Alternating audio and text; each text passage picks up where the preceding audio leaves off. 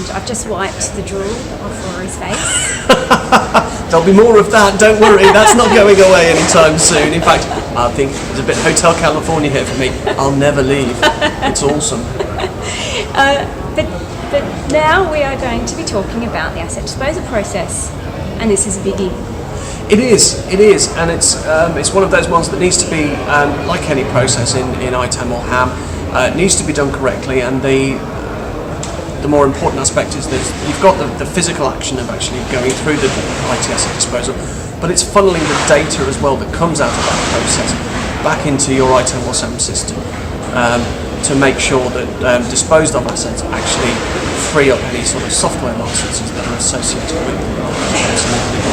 Yeah, and the two drivers / regulations behind the importance of the disposal process are very much information security, so making sure that any data that was stored on equipment that has been decommissioned and disposed of is secure and deleted.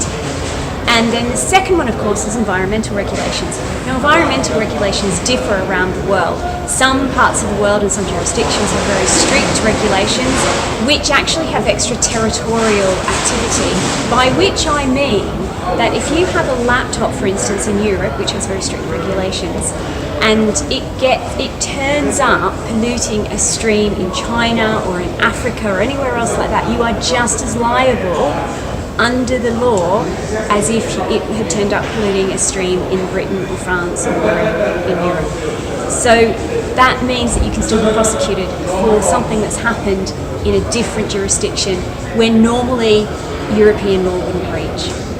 And that's the same for many Western jurisdictions have similar laws. So you do need to be really careful that you use a reputable hardware disposal company.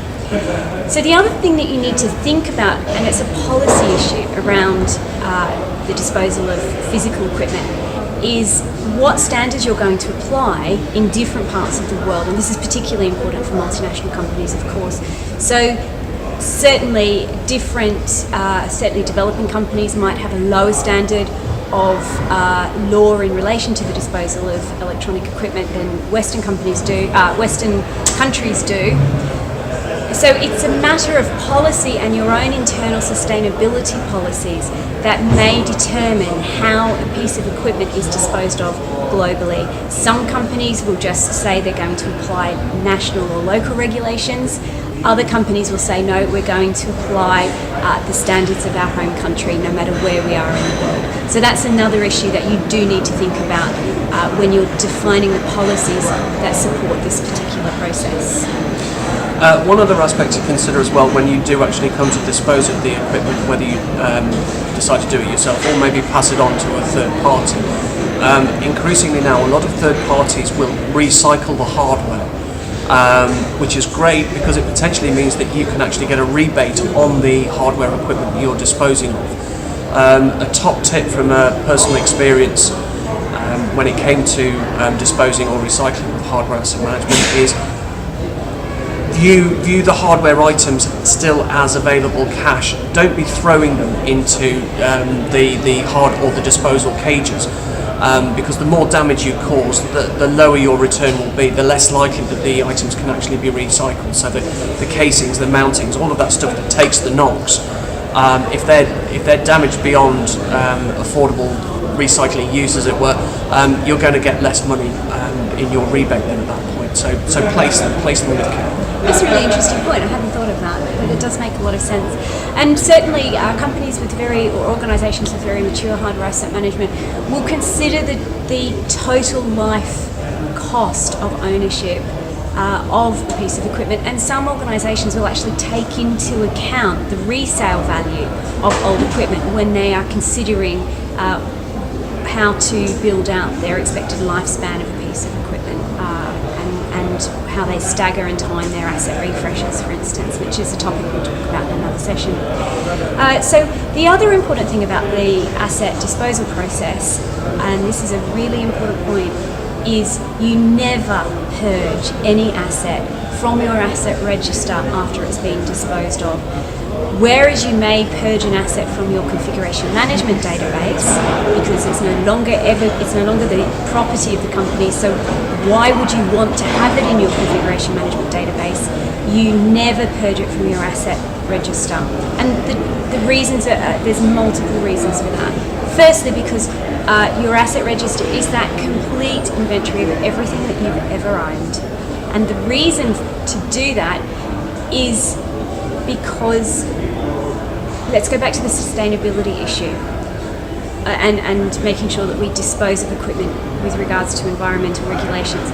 If a piece of equipment is found in a creek in Africa and polluting that water body, and the authorities come back to you and say, this is your asset, you're responsible for this.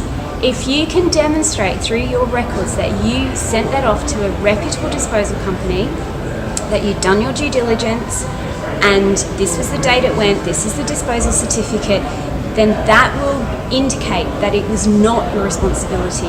You're not accountable. It's actually the disposal company that is accountable for that breach of regulations. So you can see why it's really important to track and ensure you maintain the records of where your hardware equipment has gone. I think that's an interesting point, Carly, not least as well from the SAM or the ITAM perspective around record keeping as well. I know a lot of SAM and ITAM tools will bill on a per device basis from a licensing perspective of that tool. So you want to make sure then that you actually archive those devices. You still want that traceability. You still want that ability to say we used to have that equipment, but we don't anymore. So that archive activity is very important when the destruction certificates come back from the disposal company, just to sort of close off the loop there for management. Yeah, absolutely. And this process also links back into the corporate asset register, which is it's an accounting asset register that is used to calculate the balance sheet of your organisation or your company. So when you have received back confirmation that the assets have been disposed of, for those assets which are considered assets of the company, so financial assets, do make sure that you inform your accounting team, your finance team, that you have disposed of those assets so that they can remove them from your balance sheet as well. I think that's it. Yeah. Okay. So it's a very important process for a number of different reasons, and a lot of other processes link into it, not least lost and stolen, which was the subject of our previous one, because if something's lost and stolen, effectively it's no longer an asset that is owned by the company, because again you need to make sure you keep a record of what happened to that asset as part of the disposal process. Sure. Anything else? I think that's it. I think rather than the highlight, we've given chapter and verse on that process. That's a bit of a freebie for you there. It is an important process though. All right then, well thanks very much for tuning in, and more next month. Yeah. All right, take care.